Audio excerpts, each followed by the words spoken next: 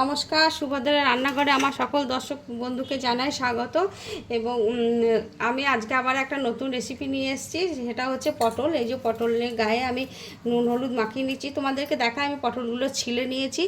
আর এই যে কাটা দেখছো, এভাবে আমি ছুরি দিয়ে দিয়ে পটলগুলো চারিধারে আমি কেটে কেটে নিয়েছি। সব পটলগুলোতে সেমভাবে এরকমভাবে কেটে কেটে নিয়েছি। তো এবারে আমি নুন আর হলুদ একটু করে সামান্য মাখিয়ে নিচ্ছি। মাখিয়ে আমি এগুলোকে তেলে ভাজবো। ভেজে আমি পটলটা কিভাবে কি প্রসেসে বানাবো তোমাদের আমি দেখাবো। তেল গরম হয়ে গেছে, আমি এবার পটলগুলোকে ছেড়ে দিচ্ছি। একটা একটা করে পটলগুলো দিয়ে ভেজে আমি ভালো করে তুলে নিচ্ছি। পটলগুলো ভাজা হয়ে গেছে, এবার আমি পটলগুলো তুলে নিচ্ছি। একদম লাল লাল করে ভাজা হয়ে গেছে। তেলের মধ্যে আমি একটু সাদা জিরে ফোড়ন দিচ্ছি, আর কয়েকটা গোটা গরম মশলা ফোড়ন দিলাম, ছোটো এলাচ, লবঙ্গ, দারচিনি।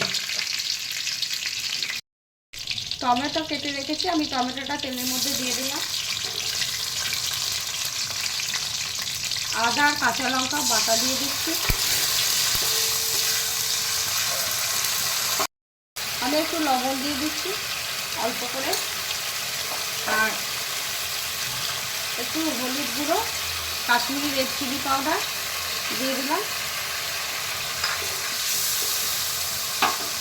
ধনের গুঁড়ো দিয়ে দিচ্ছি 2 চামচ মতো, আর 1 চামচ জিরের গুঁড়ো দিয়ে দিলাম। ব্যাস, এবার মশলাটা ভালো করে কষিয়ে নেব। টক দই ফেটিয়ে নিয়েছি খুব ভালো করে, একটু টক দই দিয়ে দিচ্ছি।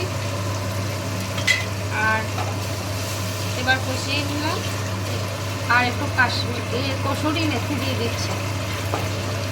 এবার ভালো করে আমি একটু কষিয়ে নেব মশলাগুলো।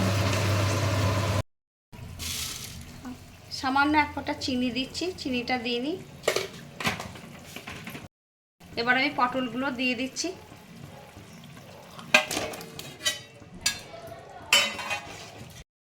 পটলের রান্নার টুইস্টটা এবার তোমাদের দেখাচ্ছি। এই যে আমার 100 গ্রাম পনির আছে, পনিরটাকে আমি গ্রেট করে মধ্যে দিয়ে দেবো। যাদের এবার পটল মানে অনেক দিন ধরে খেয়ে ভালো লাগছে না, তাহলে এইভাবে একবার রান্না করবে, দিয়ে খেয়ে দেখবে, অসম্ভব সুন্দর হয় খেতে। আমি গ্রেট করে নিচ্ছি। এই যে পনিরটা গ্রেট করে নিলাম, এবার গ্রেটের পনিরটা আমি ওপর থেকে ছড়িয়ে দেব। ব্যাস, এটা একবার ফুটলে আমার রান্না কমপ্লিট। আমার রেডি হয়ে গেছে। এবার আমি ওপর থেকে একটু ধনেপাতা কুচো ছড়িয়ে দিচ্ছি, আর 2 কাঁচা লঙ্কা দিয়ে দিয়েছি। ব্যাস, এবার আমি গ্যাসটা অফ করে দিলাম। এই গ্যাস অফ করে দিলাম, কিছুক্ষণ স্ট্যান্ডিং টাইমের জন্য রেখে দিয়ে তোমাদের সার্ভ করে দেখাচ্ছি। আমার পনির পটল রেডি এবং সার্ভ করে দিয়েছি। এটা অসম্ভব সুন্দর হয় খেতে, আমি তোমাদের কথা দিচ্ছি। তোমরা একবার অন্তত বানিয়ে খেয়ে দেখবে, দেখে আমাকে জানাবে। আর এটা তোমার রুটি, পরোটা, লুচি, নান, যে কোনো জিনিসের সাথে, এমনকি ভাতের সাথে অসম্ভব সুন্দর লাগবে খেতে। যাই হোক, তোমরা সবাই ভালো থাকবে, সুস্থ থাকবে।